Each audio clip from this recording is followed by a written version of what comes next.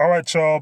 Professor X here again. As you know, you saw me earlier live on the WrestleMedia Talk. Now I'm off work, so now I can do a full-blown video on the Jey Uso issue. As you know, it's been confirmed this morning, 3:04 a.m.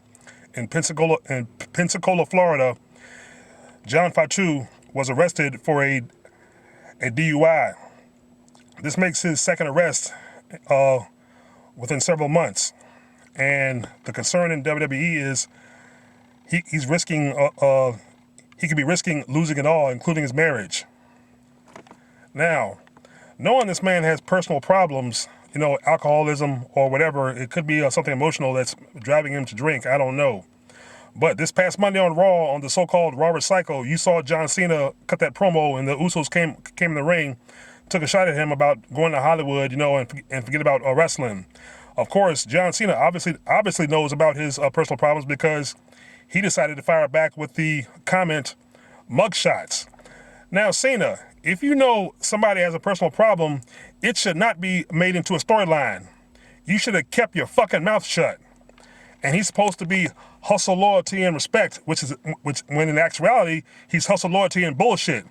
Because my man Dark Horse, shout out to Dark Horse, by the way. Dark Horse has already exposed him for being the piece of shit prick that he is to fans. And now, for the first time on television, on the show, he's being a prick on the show. Cena, why the fuck would you say that? I mean, that's actually a cold-blooded. Now, I don't know if this comment led to him, having the relapse, but it sure can influence him. Now, we all know John Cena's a big star, 10 times the star Jey Uso will ever be. Uso is a tag team wrestler. He's not and probably will never be a solo star. And even if he tries to become a solo star, he probably wouldn't get the push that Cena did. And I'm pretty sure he knows this, as well as management and everybody in upper brass, Vince, Triple Bitch, everybody included. But for Cena to reference that and to make that into a storyline or on the show, that's just downright uncalled for, unprofessional, and stupid. And I'm pretty sure, now some of you might think that Jey Uso could have went out drinking that night if that was the case. But it was 3 days later he was arrested. Maybe 3 days later he's basically been thinking about that comment, and deep down in his soul he probably thinks that, why would Cena say that?